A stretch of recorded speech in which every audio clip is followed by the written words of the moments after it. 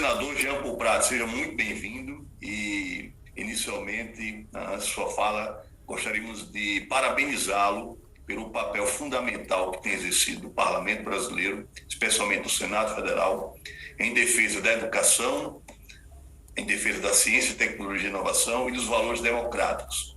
E também da sua atuação, agora muito recentemente, tentando desarmar algumas bombas que o governo tem enviado para o Congresso, que ferem o espírito, de fato, republicano. Então, seja muito bem-vindo. Obrigado, doutor Fábio Guedes Gomes. Obrigado aí pelo convite, inclusive, para participar aí pela iniciativa para a ciência e tecnologia no Parlamento Brasileiro, que é um movimento importante. Você que é secretário executivo do ICTP-BR, né?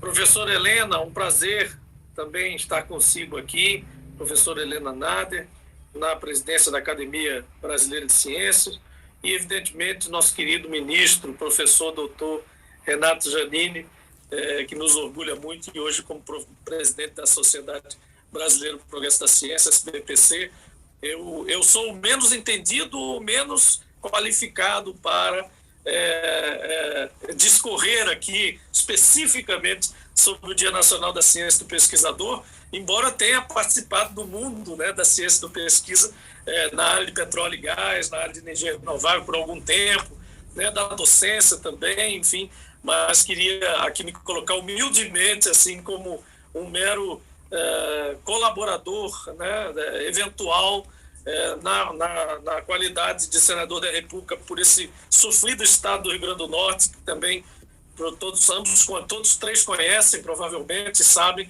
que bravamente como lutamos aqui com as nossas duas universidades federais, a nossa universidade estadual, os nossos centros de excelência, né, inclusive o próprio CETEGAS-ER, que acabou tendo que ser aglomerado pelo Senai, pela desastrosa saída da Petrobras dele, enfim, vários, como disse o ministro Giannini, quando começamos a falar aqui em off, né, desastroso, né, retrocesso absoluto, todos os dias tendo que enfrentar aqui retrocesso. Mas preparei um texto para celebrarmos, né, e dizer que, evidentemente, nesse tempo, hoje, atualmente, é muito difícil celebrar alguma coisa, né? A gente tem forças do atraso o tempo todo fustigando não só toda a construção social do país, e eu não estou nem falando apenas de mandatos dos nossos governos, né, me incluindo aqui no processo do Partido dos Trabalhadores, mas, em geral, nós temos retrocessos aí que vão além dos períodos aí. Tem hora que a gente pensa que está voltando para a Idade Média, né? E nós vamos ter que fazer a Revolução Francesa de novo, né? Com pastores intermediando emenda, com filhos dos príncipes e reis dominando a cena governista, sem absolutamente nenhum cargo, nenhum papel a fazer ali. Então é quase que o terceiro estado reeditado, né? O sans-culotte, né? Voltando, porque em outros tempos eu imaginava que esse governo queria só retroceder, o que já seria bastante terrível, aos tempos da ditadura militar. Agora eu estou achando que querem voltar para a Idade Média. Se deixar um pouquinho mais, a gente volta para a era do homem de Cro-Magnon, não sei. Mas é absolutamente assustador que a gente tem diante de nós. E aí celebrar o Dia Nacional da Ciência e do Pesquisador, né, ganha uma relevância de resistência, de empunhar bandeiras, etc. E o ministro já fez um histórico aí. Na verdade, esse Dia Nacional da Ciência do Pesquisador Científico, para quem está nos assistindo, foi criado por meio de duas leis, sancionadas em datas diferentes. Na época do presidente Fernando Henrique Cardoso, a Lei 10.221, 2001, com o objetivo de comemorar o dia em todos os estabelecimentos educacionais do país, e mais tarde o vice-presidente José Alencar, 2008, sancionou, então, o Dia Nacional do Pesquisador, que aí acaba juntando um com o outro, por meio de uma lei de número 11.807, 2008. Na sequência, ambas passaram a ser celebradas em conjunto, dia 8 de julho, o Dia Nacional, portanto, da Ciência e do Pesquisador Científico.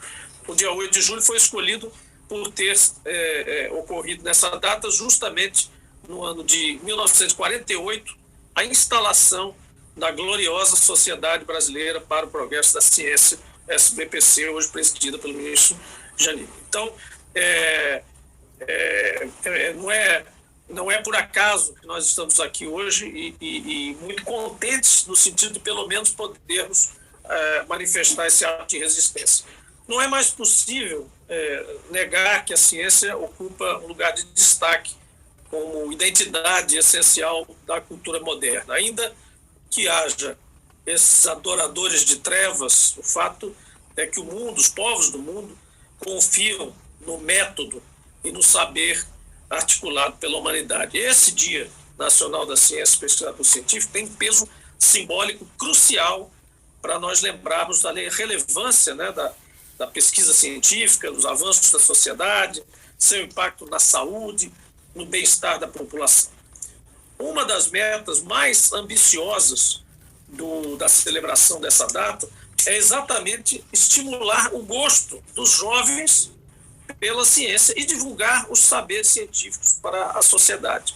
Mais recentemente, graças exclusivamente à ciência, o desenvolvimento das vacinas contra a Covid-19 mostrou o valor, até para os mais negacionistas, um valor inestimável da pesquisa científica para a sobrevivência humana. Não fosse esse trabalho corajoso, incansável dos cientistas, essa luz no fim do túnel para sairmos da pandemia, seria muito difícil.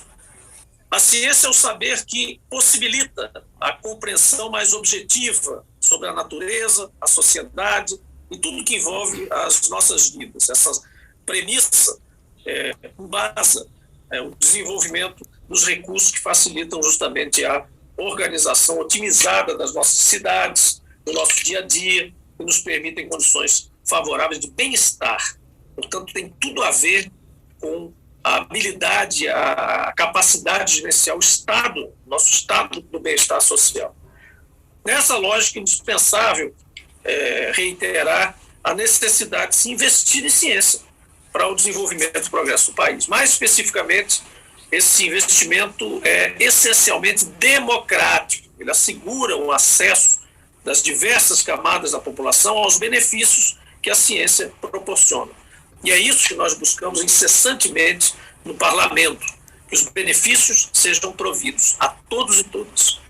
Precisamente por conta dessa característica democrática, não há lógica nem justificativa para os constantes bloqueios orçamentários impostos pelo atual governo às nossas universidades públicas, entre outros.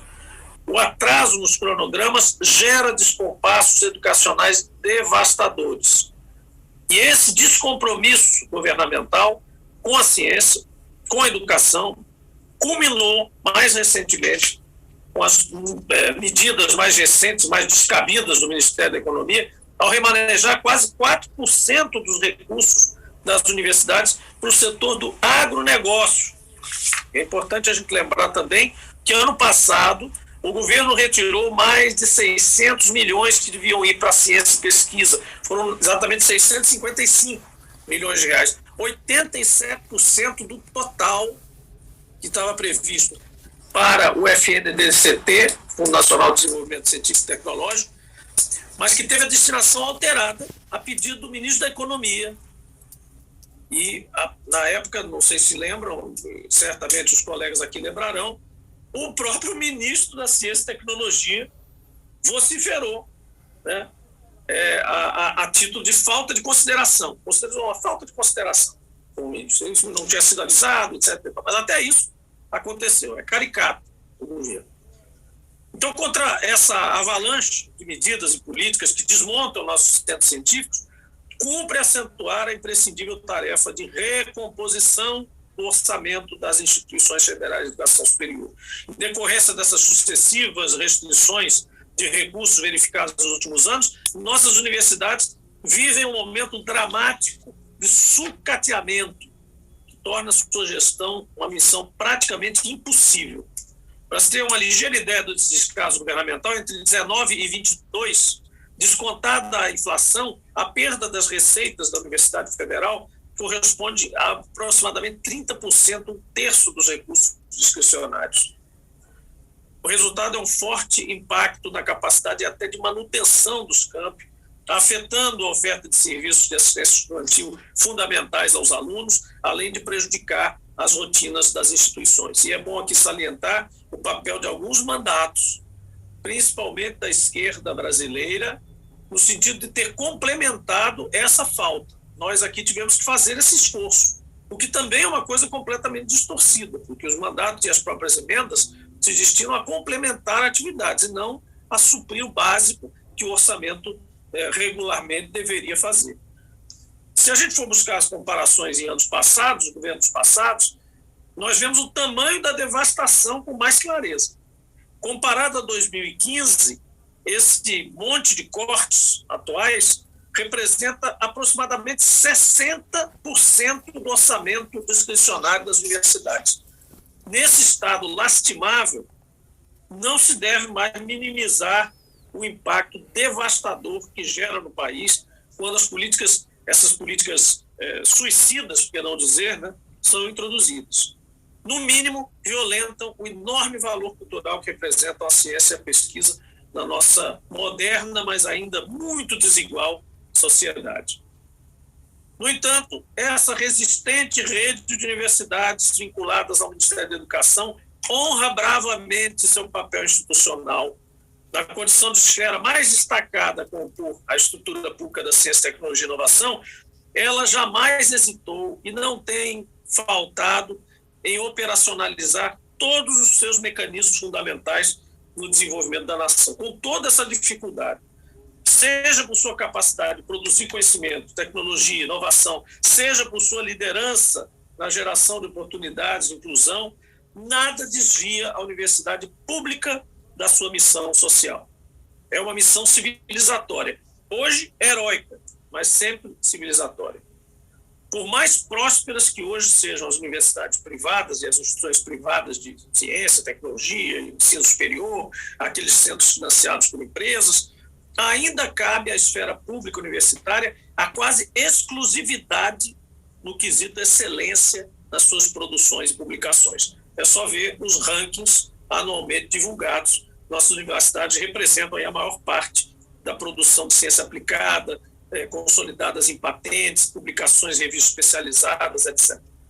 Por tudo isso é que é preciso saudar, virar o jogo, virar a nossa mente, buscar resistência onde não há, e saudar e celebrar, sim, o entusiasmo da nossa ciência no Dia Nacional da Ciência Pesquisador, como um gesto, como eu disse, de legítima resistência aos ataques inaceitáveis que a nossa ciência, nossos pesquisadores têm sido diariamente submetidos pelo governo federal. Enfim, nós esperamos aqui, em breve, todos nós, um vento mais democrático, politicamente mais comprometido com a cultura científica, e que esse vento sopre logo em nosso território, varrendo de vez qualquer resquício político que nos remeta ao atraso, ao autoritarismo, à miséria que vivemos hoje. Essa miséria cultural, científica e de alimentos. Portanto, meus amigos, resta-nos ter esperança e manter a resistência por mais um tempinho e depois nos juntarmos todos. Eu, no meu amadorístico exercício em prol da ciência, vocês, com toda a dedicação e a vida que tiveram em prol dela e do seu desenvolvimento, da sua construção, sim, não só defesa, mas construção, esperar um novo tempo, mas fazê-lo acontecer e, quando ocorrer, responder a esse chamado. A gente não pode estar cansado, a gente não pode estar desanimado, e é por isso que a gente está, nesse momento, fazendo essa celebração triste, porém muito cheia de esperança. É isso, meus amigos.